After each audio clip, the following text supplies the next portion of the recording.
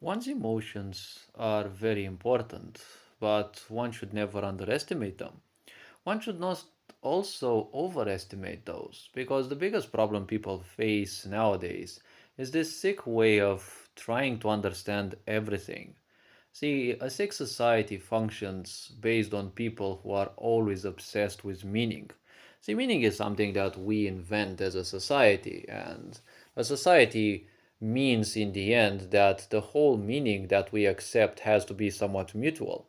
A language is nothing else but a set of rules. A set of rules for speech or for anything else means in the end a collective agreement. So when one speaks in meaning. Well, the point is, meaning is good for the mind.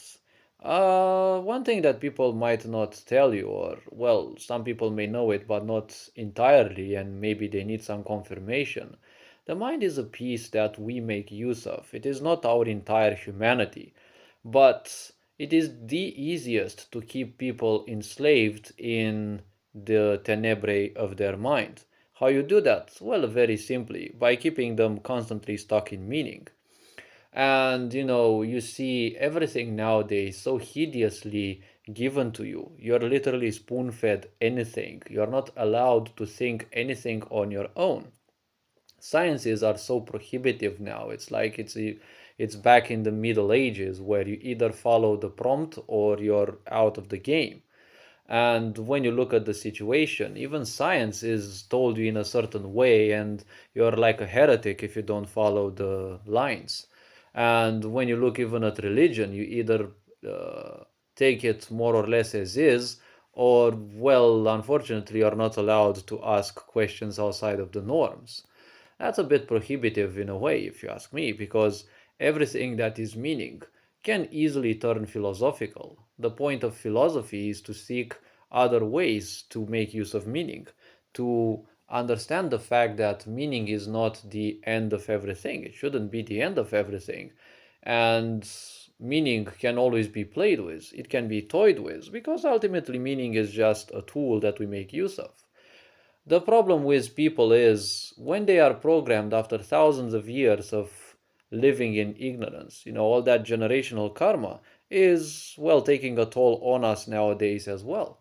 Because when a generation fails to overcome their karma, well, the problem is the new generations will simply inherit it, let's say not inherit it. And the problem is it's going to become harder and harder. But there will come a time when the new generations will be forced to actually pull themselves out of that because, there is always a dead end to everything. And when we look at society nowadays, well, there is a huge bunch of Zionists who think that all the humans must be exterminated and replaced with machines. And you've been taught to live life as if nothing's gonna happen to you and that society is gonna care for you or something, right? When we think about emotions, the emotion is energy in motion. The problem we have nowadays is schooling systems and misery. Both of them guide us toward thinking that the entirety of life can only be accepted within us if it is uh, capable of being labeled with something. See, you can't simply give a definition to everything. You can't define creation itself. Because, yes, you can give it a name, you can give it a shape, but it's not a creation that you think you believe in, right? You may call it God, you may call it whatever else, but it's not entirely creation as you think it is. Creation is represented by multiple beings who have taken part more or less into this final product that we call the universe. But, well, people are stuck in their own meaning, and, well, there is a huge occult aspect to it because meaning, well, belongs to the mind. The mind doesn't have any awareness of itself. It is just something that will constantly ask questions because the mind is an engine of creation, as I call it.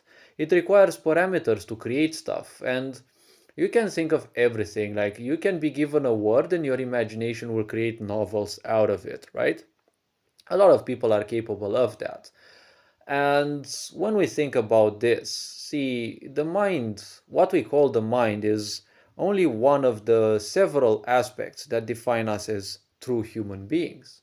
So, meaning that we attach to everything can end up as something that we can make use of, or we can get attached to it and, well, suffer the consequences.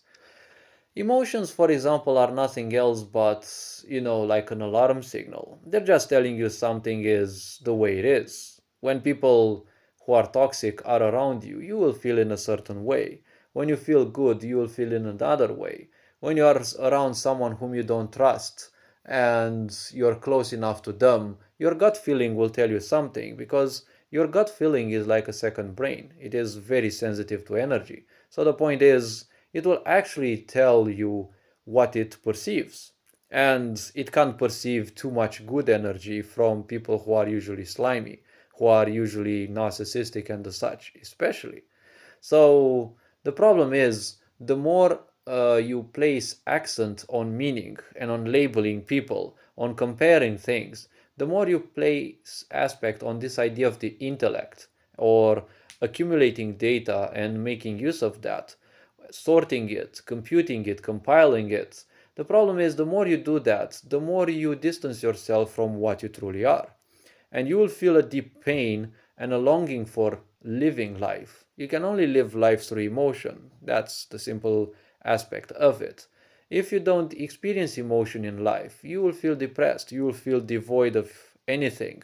Because imagine that you are now on your deathbed. When you draw the line, what do you remember? Well, you remember all those memories that you may call good, some of those that you may call bad as well. But what is this good or bad? They're nothing else but emotions, honestly, because when things happen to you, well, your system will be impacted by those. Don't forget, 72% of our body is water, and water is very perceptive to emotion because emotion is a powerful energy in motion. I've been saying in previous videos, when you think about things, you literally bombard everything around with your own thoughts, with your own ideas. If you're very sensitive and you walk into a simple room or even a bigger one, you can feel emotions in there. They might have they might belong to people who lived 200 years ago. But with enough sensitivity, you can actually make a movie out of it. If you connect yourself to those energies, you can actually see those people. They're probably in their graves, probably they lived hundreds of years ago, but you can see or feel, let's say, parts or glimpses of their life because the bits of emotion that they felt, typically, especially the negative ones, because those linger, those are somewhat more dense and, well, they have a tendency to linger more. Well, you can feel some bits and pieces of their life. Ultimately, it's not gonna be any spiritual advancement for you, but the mind is always curious. A lot of people, unfortunately, end up, you know, caught up in this idea of curiosity, right? So the point is, when you give too much importance to emotions, you forget that they are just alarm signals, or they just, well, ultimately signal you something. That's their whole function. When you forget about this, well, unfortunately, life is gonna look stale for you. It's gonna feel very bland. It's gonna feel like it has nothing. Because that is how a sick society rules you. It pulls you away from your emotions because it keeps you in ignorance, it keeps you in misery. All of these are causing you pain. What's the first impulse? When you have pain, you want to kill it, right? You want to remove the pain, you want to make it stop. So society gives you distractions. Distractions keep you even further from your true self, from your emotions, and you will feel good for a bit. But when they end, a sick society wants you to work for it until you die. It just uses you as a battery and discards you then. So this reality creeps back at you and you want to distract yourself more, you're going to create enough pain until you no longer want it and you want to actually snap out of that pain. When that successfully happens, you have broken out of several layers of misery, several layers of ignorance. All of these, you will see they have a profound change in you because all the meaning that you held dear now simply doesn't make any more sense. You realize slowly and surely throughout hundreds, if not even thousands, layers of misery and ignorance, you'll realize that ultimately all the words and meanings that we create only serve their own simple purpose. Once one invests way more into it, they're just causing a little genocide on their energies because you're just slowly and surely committing a sense of suicide. It's just small and, in installments, or I don't know, in pieces and in bits and pieces, right? Because a lot of people die by the age of 20 or, late 20s or 30, and well, they live life just like that. They give up all hope, they give up everything. This is how a sick society wants you to be. Constantly in fear, constantly in ignorance. When you're in ignorance, you'll always become suspicious because everything is possible when you don't know anything. And when you have no boundaries, anyone can be your possible enemy. And when the pain becomes too much, you just want to isolate yourself. When people isolate, they don't care much about the others, which means desolation, right? Which means people don't socialize much. When you don't socialize, when you don't live in unity with others, well, you just feel like an empty piece of dust that the wind will simply blow away. It will anyways happen, right? But remember that the problem is these people become just like rocks. They don't do anything for their life. They just sit there idly and they wait for their life to go away. It's not your pains to be have, it's not your pains to be shared. When the waters come and they sweep everything away, it is best to simply move with them. Only the rocks will be left behind, especially the bigger ones. Because in a society of humans, the rocks are those people who simply hate everything, right? They're prosophobic. They hate progress. They hate change. When you hate change, you hate life because life means constant change. If you don't change yourself, you're just like the dead people. There's nothing changing about them. And a lot of people live life as if they're dead already because they have given up all hope. They gave up all hope. What this means is they placed so much attachment to the idea that they're not worthy of life that they simply gave up any chance of experiencing emotions.